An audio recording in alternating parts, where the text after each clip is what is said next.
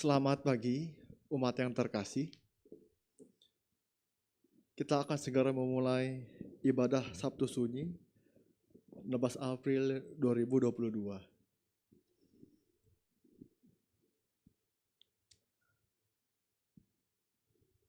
Semua makhluk hidup akan berujung dengan kematian. Tidak semua kematian datang secara tiba-tiba. Meskipun kita seringkali berhadapan dengan kenyataan bahwa seseorang telah divonis mati oleh dokter karena sakit berat yang dideritanya. Namun, kematian tetaplah kerap mengejutkan dan mengguncangkan. Pada Sabtu Sunyi ini, kita diajak terpaku di depan kubur Yesus dalam bayangan kita. Kita merenungkan Yesus yang telah pergi sambil mengingat kata-kata dan tindakannya. Upaya merenungkan ini dapat memberi kita energi baru untuk melanjutkan kehidupan tanpa orang yang kita kasihi. Justru melalui ziarah kepedihan ini, kita menyambut Paskah menjadi peristiwa kemenangan yang tak hentinya kita syukuri.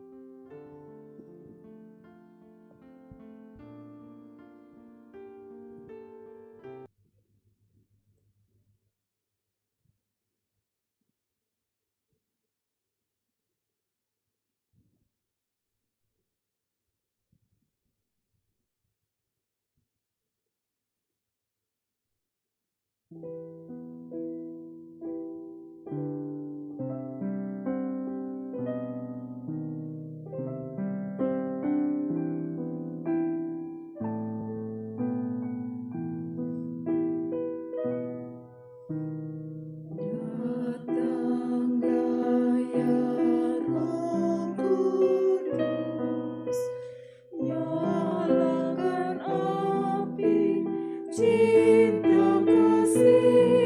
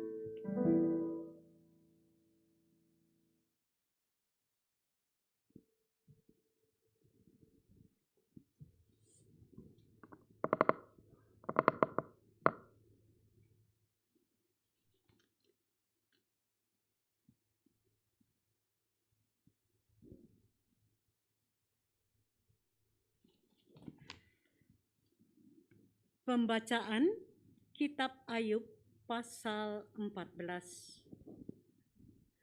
Manusia yang lahir dari perempuan, singkat umurnya dan penuh kegelisahan. Seperti bunga ia berkembang lalu layu. Seperti bayang-bayang ia hilang lenyap dan tidak dapat bertahan.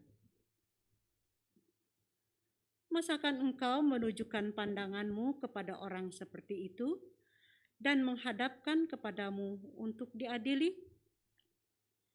Siapa dapat mendatangkan yang tahir dari yang najis? Seorang pun tidak.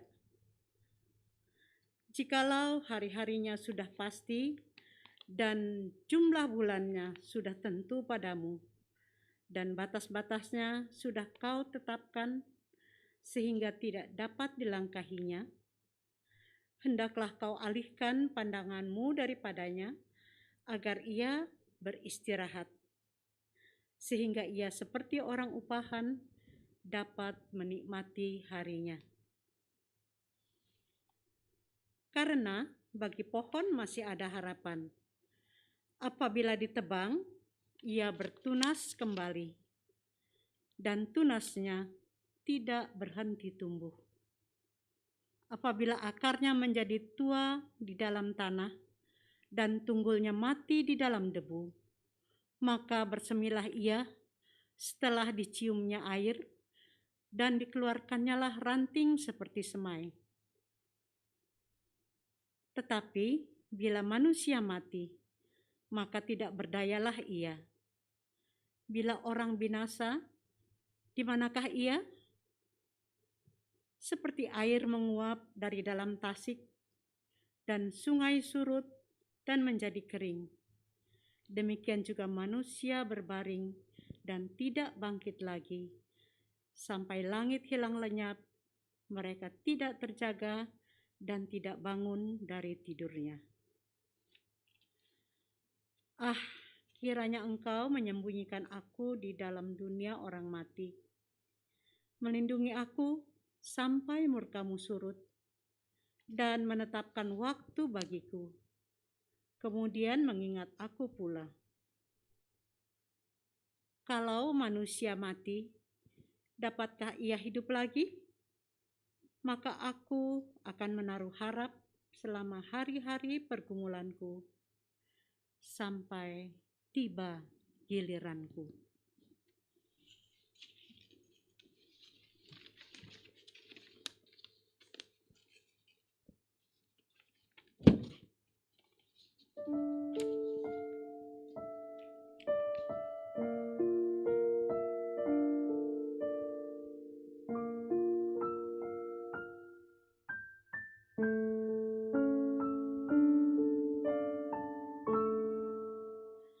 Suatu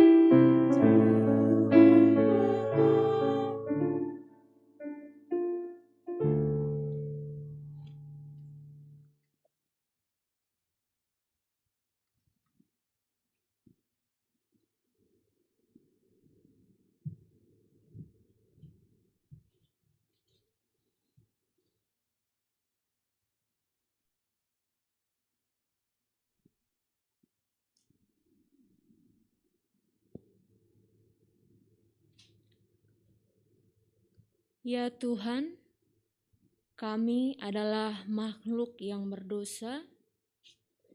Kami sering menganggap bahwa kematian adalah sebuah peristiwa yang menakutkan dan mengancam kehidupan, dan bukan sebaliknya, bahwa kematian adalah sebagai salah satu cara untuk menghargai kehidupan. Ketika kami bangun setiap pagi, kami lupa berintrospeksi. Jika hari ini adalah hari kematian, apakah kami akan bahagia dengan apa yang sudah dilakukan selama ini? Kami tidak berbuat sesuatu untuk merubah cara hidup kami di dalam menghargai kehidupan yang sudah diberikan. Ampunilah kami ya Tuhan. Ya Tuhan, kami belum sadar akan kehidupan yang fana ini dan merasa hidup ini untuk waktu yang lama lagi, sehingga kami tidak peka terhadap kehendak Tuhan. Kami masih lebih menunjukkan kekuasaan daripada kasih terhadap sesama, teristimewa terhadap mereka yang dekat dengan kehidupan kami. Kami masih mengutamakan kenikmatan duniawi dan lupa memelihara kedekatan dengan Tuhan.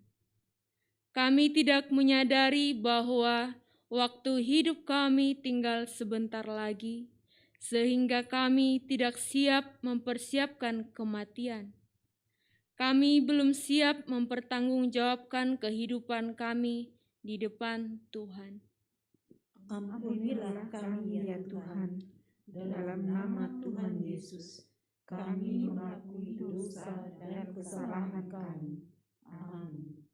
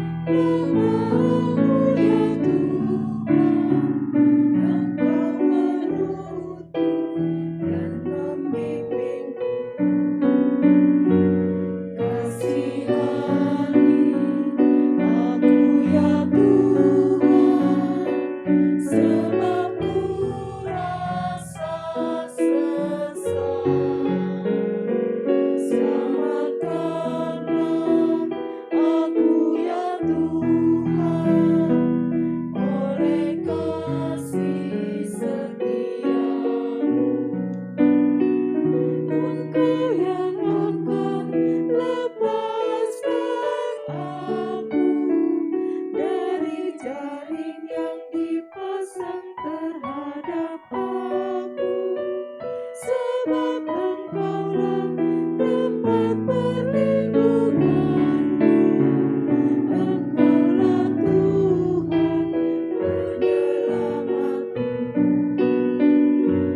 Kasihani aku ya Tuhan, sebab ku rasa sesat.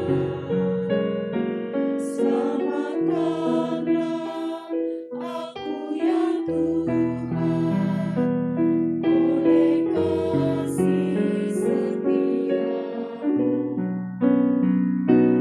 Engkaulah Tuhan tempat berlindung, ke dalam tangan-Mu ku serahkan nyawaku.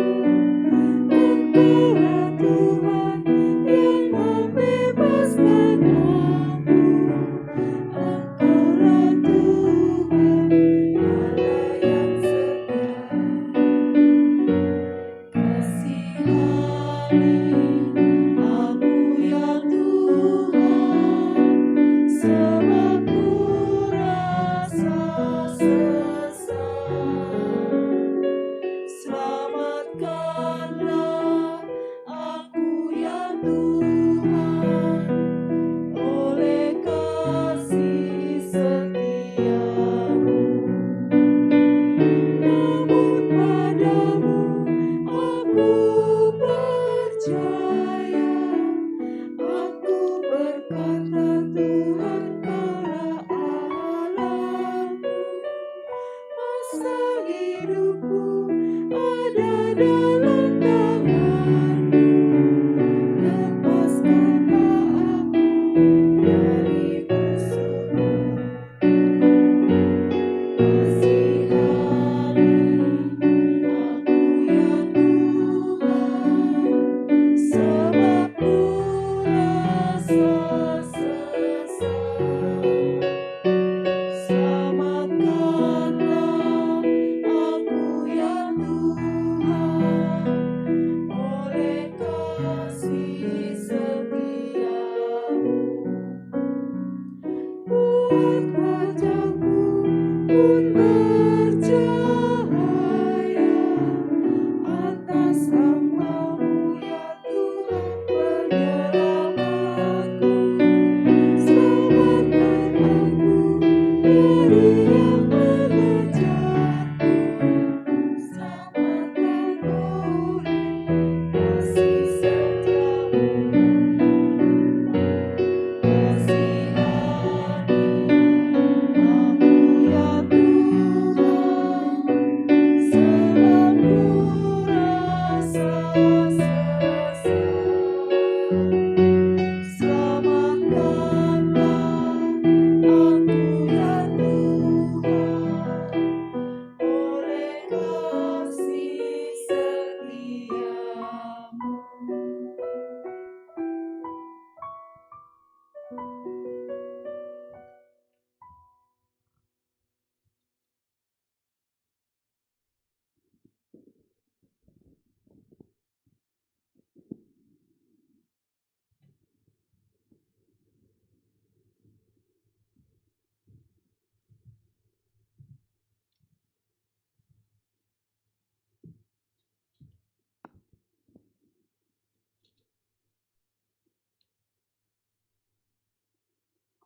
Pembacaan Surat Petrus yang pertama, pasal 4.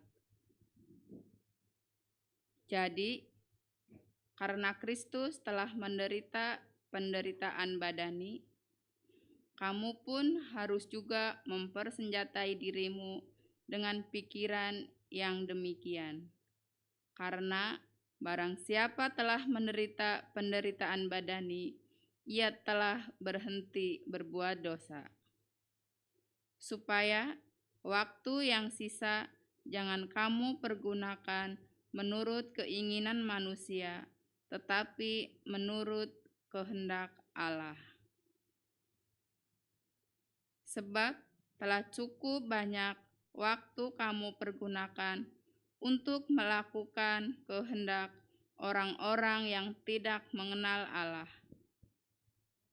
Kamu telah hidup dalam rupa-rupa hawa nafsu, keinginan, kemabukan, pesta pora, perjamuan minum, dan penyembahan berhala yang terlarang. Sebab itu mereka heran bahwa kamu tidak turut mencemplungkan diri bersama-sama mereka di dalam kubangan ketidaksenonohan yang sama, dan mereka memfitnah kamu. Tetapi mereka harus memberi pertanggungan jawab kepada Dia yang telah siap sedia menghakimi orang yang hidup dan yang mati.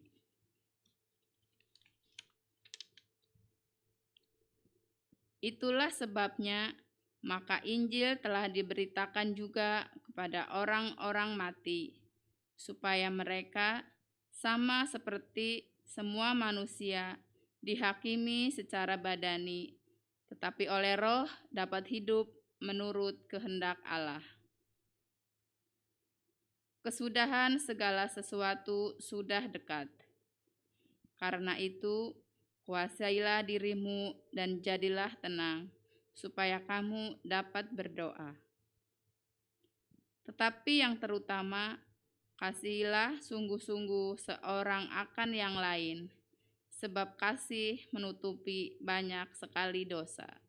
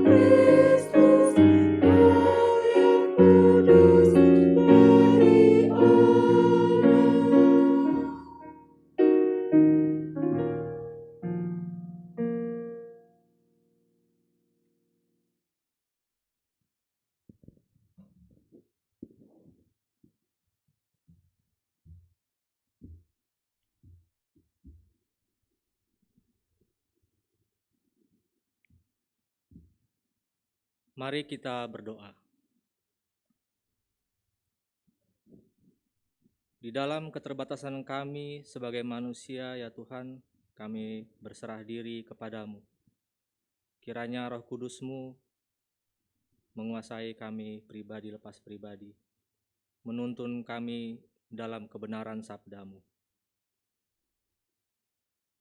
Kiranya kami dapat memahami maksud firman-Mu, ya Tuhan, agar kami dapat melakukannya dalam keseharian kami. Di dalam nama anak-Mu Yesus Kristus kami berdoa. Amin.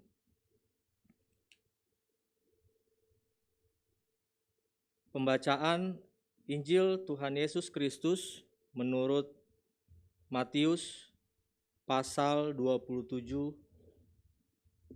ayat 57.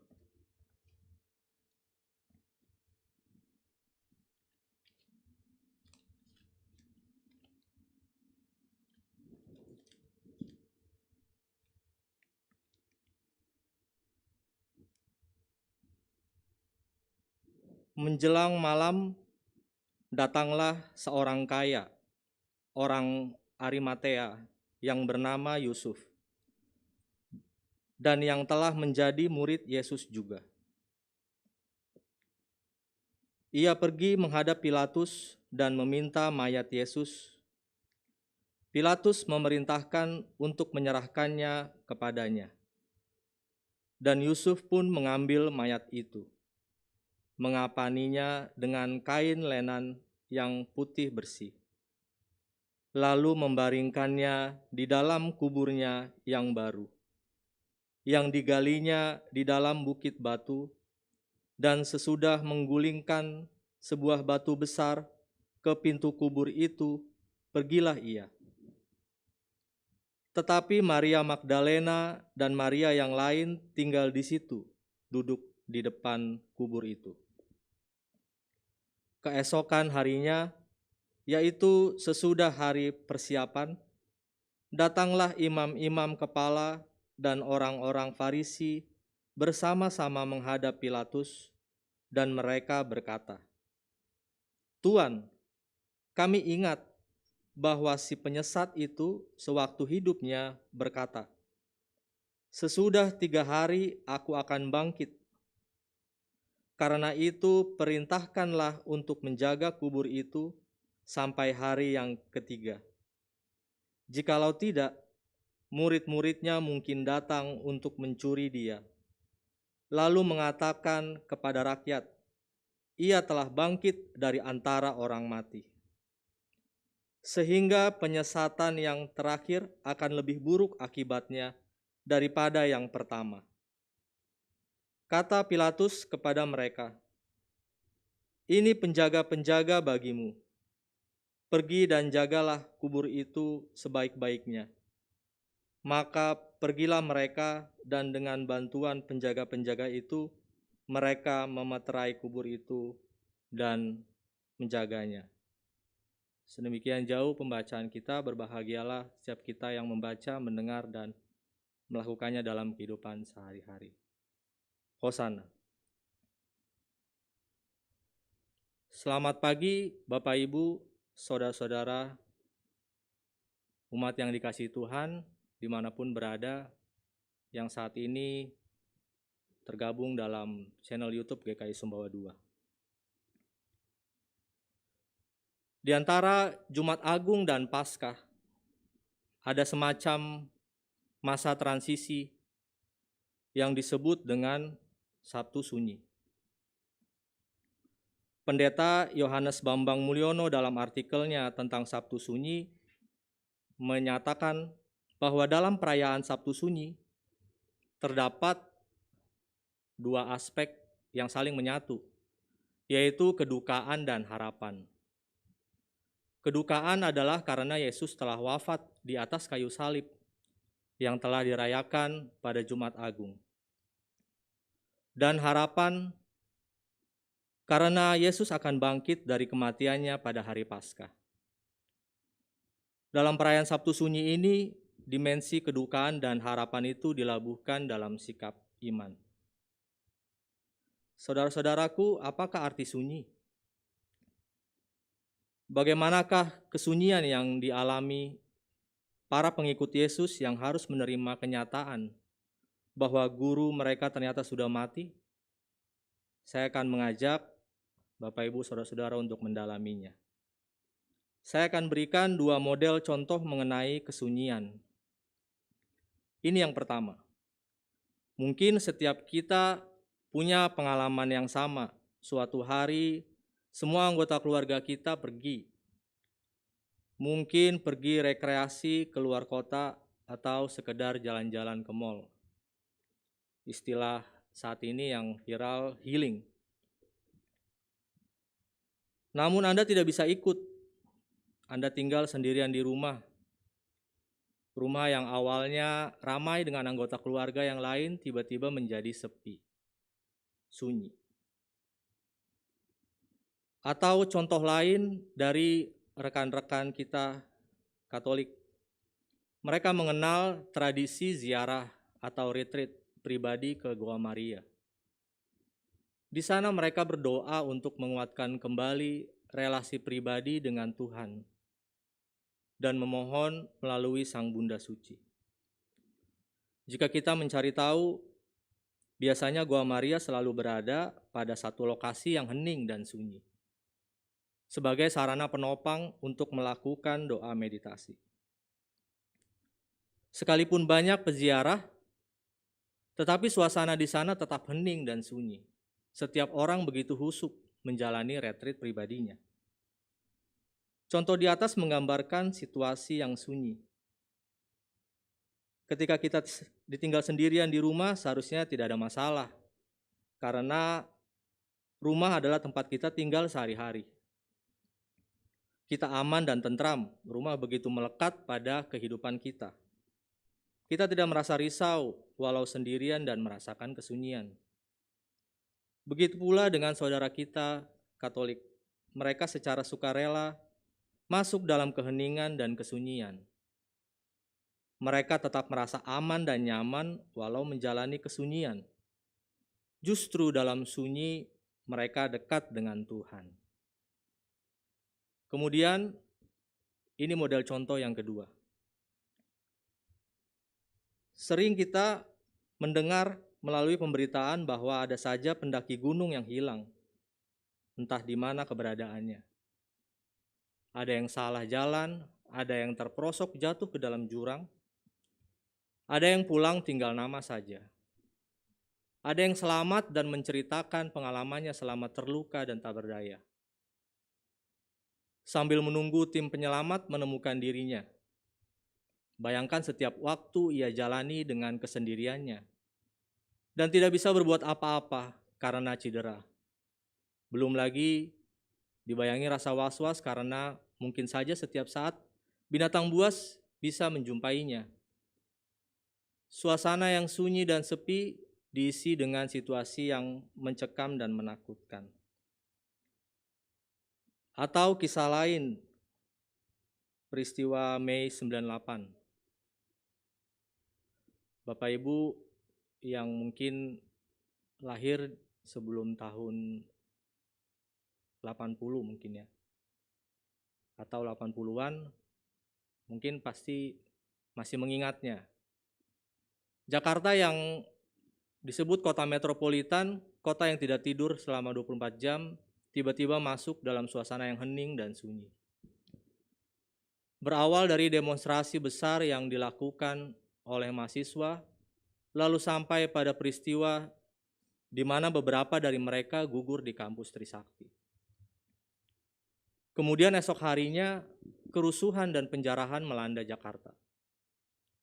Sedangkan pada malam harinya suasana menjadi sepi dan mencekam.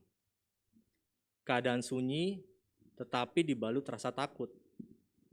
Situasi politik di kalangan elit politik memanas. Tentara yang turun ke jalan tidak menghadirkan rasa aman, tetapi membawa situasi semakin menggetarkan. Contoh di atas juga adalah suasana kesunyian. Situasi yang datang tiba-tiba tidak terduga. Orang-orang yang ada dalam situasi tersebut sungguh terkejut dan tidak mudah melakukan tindakan cepat untuk mendapatkan jalan keluar. Karena tak kuasa menahan rasa takut dan cemas yang berlebihan. Kesunyian terdalam adalah kenyataan bahwa diri ini larut dalam cemas dan takut. Nah, kita bandingkan dengan yang model pertama tadi. Kesunyian mana yang kira-kira dirasakan oleh para pengikut Yesus? Apakah yang pertama, kesunyian yang dilakukan secara sukarela, di mana ada rasa aman dan nyaman, atau kesunyian yang kedua yang datang tiba-tiba, yang membuat orang merasakan begitu takut dan cemas, bahkan sulit untuk keluar dari situasi tersebut. Apa yang membuat para murid merasa sunyi dalam ketakutan dan kecemasan? Tentu saja kematian Yesus yang membuat mereka takut dan cemas. Digambarkan mereka mengunci rapat-rapat tempat tinggal mereka. Para murid masuk ke dalam situasi yang tidak menentu. Semua kepercayaan diri yang mereka bangun bersama Yesus tiba-tiba runtuh. Mereka terguncang karena Mesias yang diutus Allah harus mati di kayu salib. Kemudian mereka tidak bisa lepas dari prasangka bahwa mereka juga dicari dan akan ditangkap oleh para penguasa yang sudah menangkap dan menyalibkan Yesus. Bagi penguasa Romawi maupun para pemuka agama. Kita bisa rasakan kesunyian para murid. Mereka merasakan ketiadaan. Dalam bukunya Paul Tillich yang berjudul Systematic Theology, volume 2,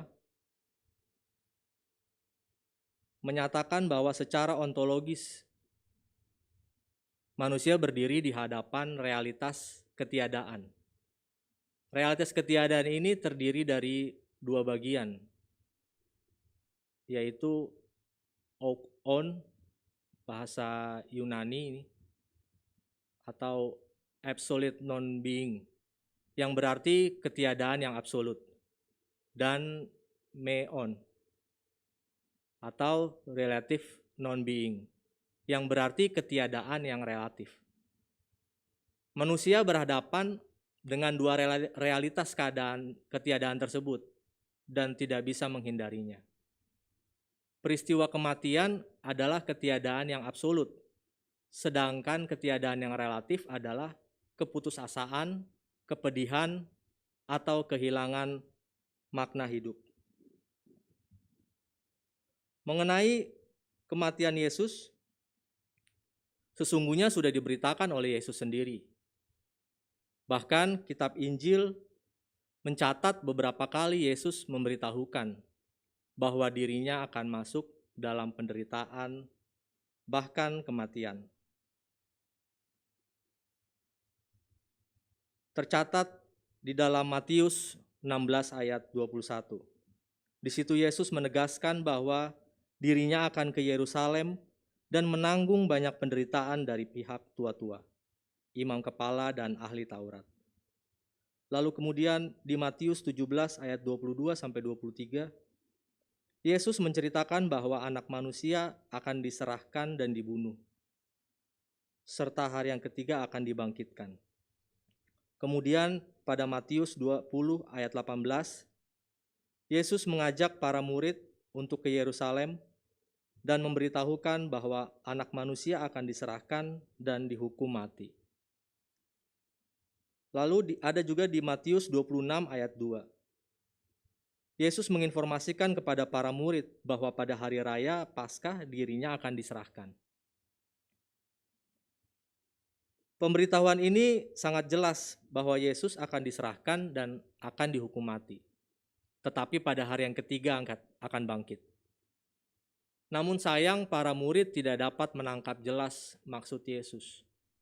Atau mungkin juga mereka mengabaikannya. Sehingga ketika apa yang dikatakan Yesus itu benar terjadi, mereka terguncang. Mereka masuk ke dalam kesunyian yang mencekam.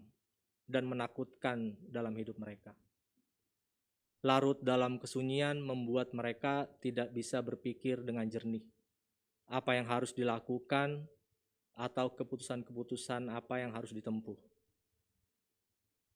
Dari sini kita belajar bahwa di dalam kesunyian, seperti para murid mengalaminya, sesungguhnya kita memperlebar jarak antara iman dan percaya dengan pengharapan.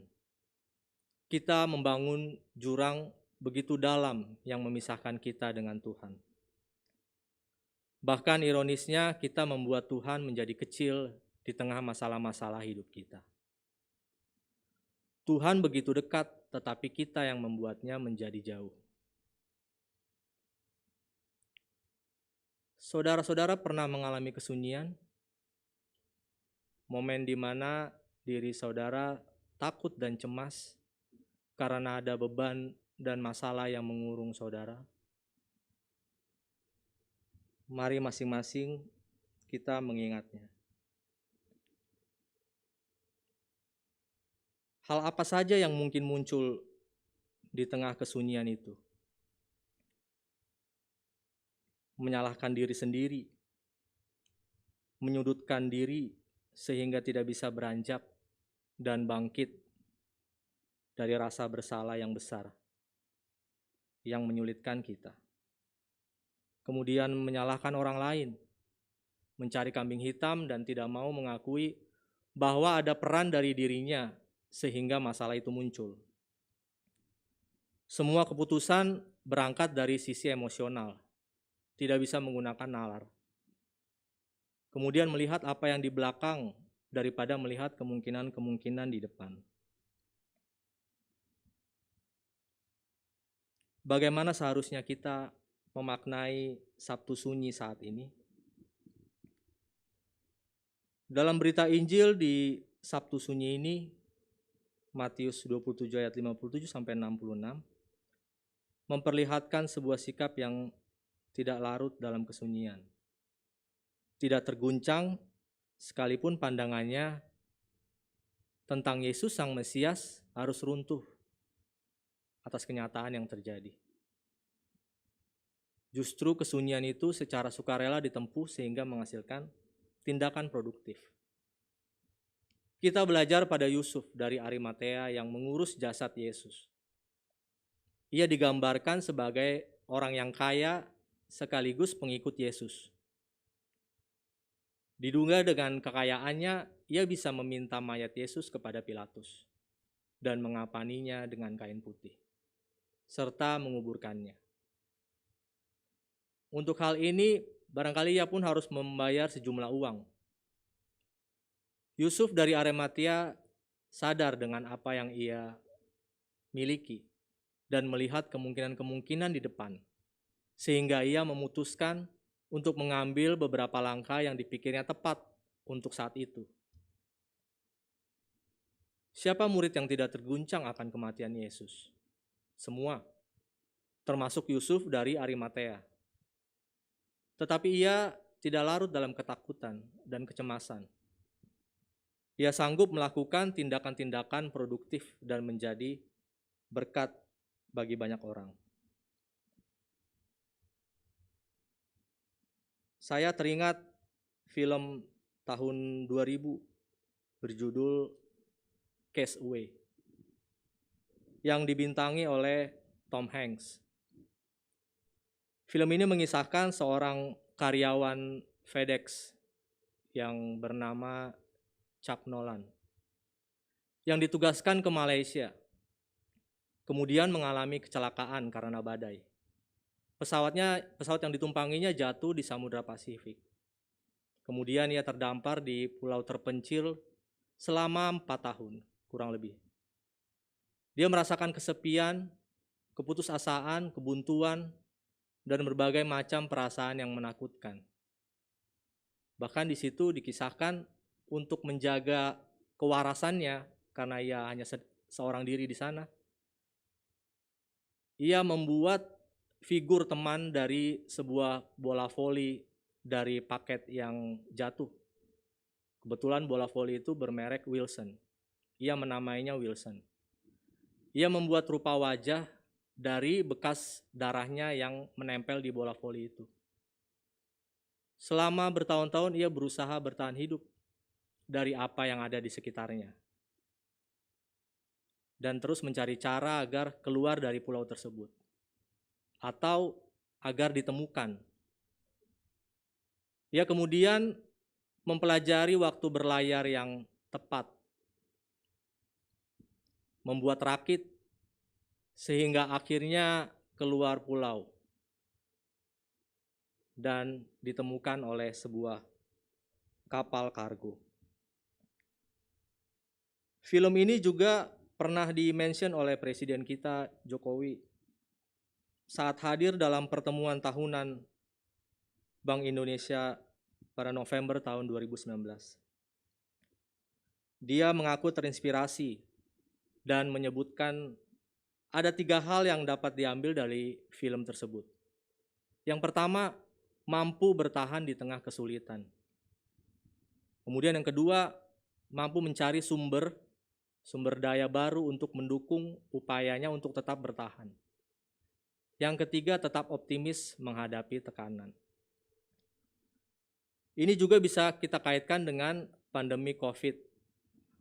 Kita bersyukur saat ini kasus COVID sudah semakin terkendali. Pandemi COVID yang saat awal mengguncang, itu kita anggap sebagai retreatnya dunia. Membuat kita terpaku, terguncang, bahkan ada banyak kehilangan. Tidak tahu mau berbuat apa, tapi kita tidak boleh terus terpaku. Kita harus mempunyai pengharapan. Pengharapan itu sangat dekat dengan iman dan rasa percaya. Karena akan menggerakkan dan mendorong seseorang untuk bisa melakukan hal-hal besar. Teruslah melangkah, berkarya, melakukan tindakan-tindakan produktif, berguna bagi sesama. Yesus selalu dekat. Dalam merayakan Sabtu Sunyi ini, mari kita terpaku pada kubur Yesus, namun dengan penuh pengharapan. Tuhan kiranya menolong kita. Amin.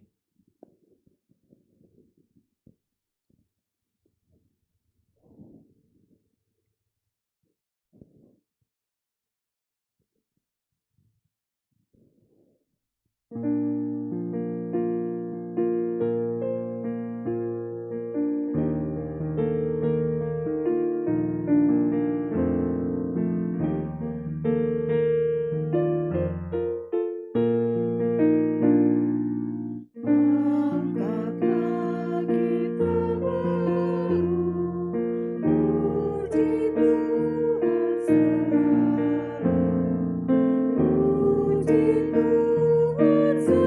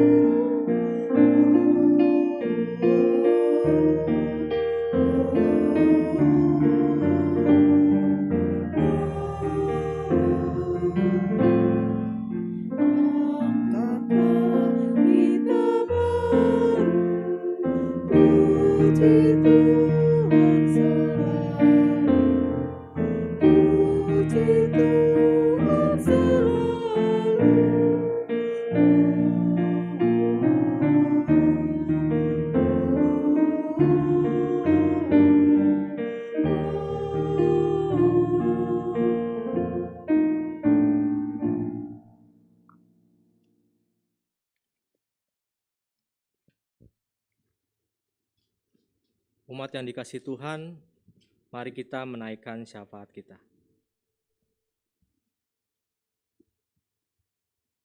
Bapa di sorga, terima kasih atas firman-Mu ya Tuhan di Sabtu Sunyi ini. Yang boleh mengajar kami, mengingatkan untuk tidak hanya terpaku di depan kubur-Mu yang sunyi, tapi boleh terus berpengharapan. Saat ini kami hendak menaikkan syafaat kami. Kami berdoa bagi anggota majelis jemaat. Kiranya Tuhan berikan hikmat kepada anggota majelis jemaat dalam bekerja sama, saling mendukung dan menopang, melakukan tugas panggilan Tuhan di tengah-tengah gereja-Mu. Berikanlah kesatuan hati, berikanlah kesediaan hati yang terbuka bagi anggota majelis jemaat agar mau dibentuk, diasah melalui pelayanan di tengah gereja-Mu. Berikan juga hikmat, kekuatan bagi para aktivis, badan-badan pelayanan, para pengurus komisi, para koordinator wilayah, dan setiap orang yang ambil bagian dalam pelayanan, dalam melakukan tugas panggilan mereka. Ya Tuhan, kami berdoa untuk bangsa dan negara kami. Kiranya Engkau memberkati pemerintahan kami, mulai dari yang tertinggi sampai yang terendah. Kami berdoa agar negara kami ini dijauhkan dari mara bahaya. Kami berdoa agar proses vaksinasi dapat secara menyeluruh disampaikan ke masyarakat Indonesia, baik yang belum mendapatkan dosis pertama maupun kedua, ataupun dosis booster. Kami berdoa agar kasus COVID yang mulai terkendali ini bisa terus makin membaik, khususnya dalam waktu dekat diperbolehkannya mudik lebaran, kiranya tidak membuat lonjakan kasus lagi, sehingga kehidupan bisa kembali pulih. Perekonomian bisa kembali menggeliat. Ancaman yang muncul bukan hanya dari dampak pandemi semata, tapi juga yang baru-baru ini diberitakan mengenai kenaikan harga barang, harga komoditas baik pangan maupun energi, ancaman inflasi, dampak dari perang Rusia-Ukraina. Kiranya Engkau menolong. Kami berdoa untuk kebijakan yang boleh diambil para pemangku kepentingan, kiranya dapat membawa kebaikan bagi seluruh rakyat Indonesia. Ya Bapa, berkatilah kami umat-Mu yang dalam pergumulan, baik pergumulan masalah ekonomi, pekerjaan, masalah keluarga, maupun pergumulan mencari pendamping hidup. Tuhan, ulurkanlah tangan kasih-Mu. Biarlah mereka tetap berpengharapan kepadamu. Ya Tuhan, kami berdoa juga untuk umat yang sedang sakit. Untuk Bapak Idris Tarigan, Ibu Rismawati Sitanggang, Saudara Andri R. Situmorang, Bapak Wasmin Suryadi, dan Ibu Emalia Manurung. Terima kasih Tuhan untuk kasih-Mu yang menguatkan dan menopang saudara kami ini yang sakit dalam menempuh proses pengobatan. Berkenanlah Tuhan memberikan kesehatan dan menguatkan keluarga yang terus mendampingi mereka yang sakit. Terima kasih ya Tuhan, inilah syafaat kami yang kami bawa dalam kerendahan hati. Dalam Kristus Yesus, kami mempercayakan hidup kami. Dalam Yesus yang dapat mengampuni dosa manusia, kami menyatakan dosa kami. Dalam Kristus Yesus, Sang Jalan, kebenaran, dan hidup, kami mempercayakan segalanya kepada Engkau. Dalam Kristus, Sang Kebangkitan dan Hakim di akhir zaman, kami akan kembali bersama Engkau, ya Tuhan. Ya Kristus Tuhan kami mau hidup setia mengikut Tuhan sampai akhir hidup kami. Kami berjanji akan berupaya sekuat tenaga membawa seluruh anggota keluarga dan bersama kepada Tuhan. Dalam menjalani kehidupan ini, ajari kami agar lebih banyak bersyukur daripada mengeluh. Dalam Kristus Yesus Tuhan, kami berdoa. Amin.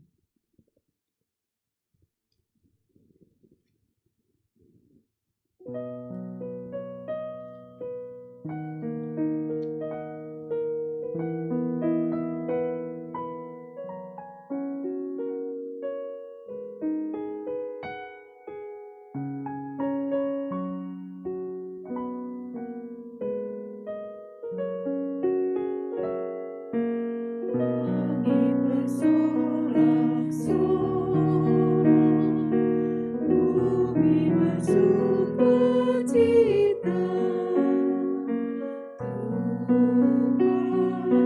Tuhan bangkit, sungguh-sungguh bangkit.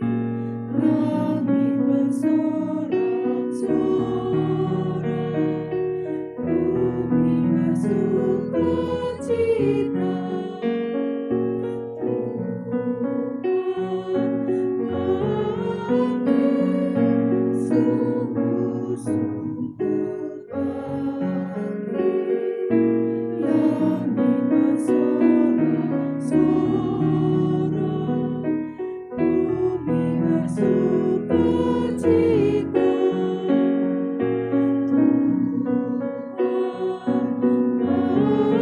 bangkit, sungguh-sungguh bangkit.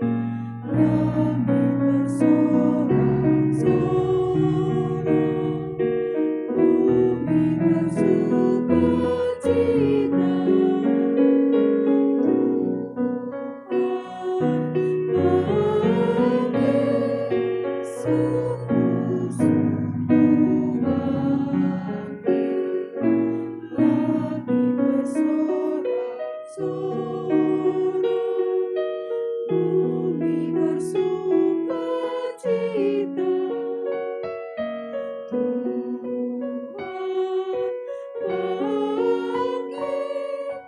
Sungguh-sungguh bangkit.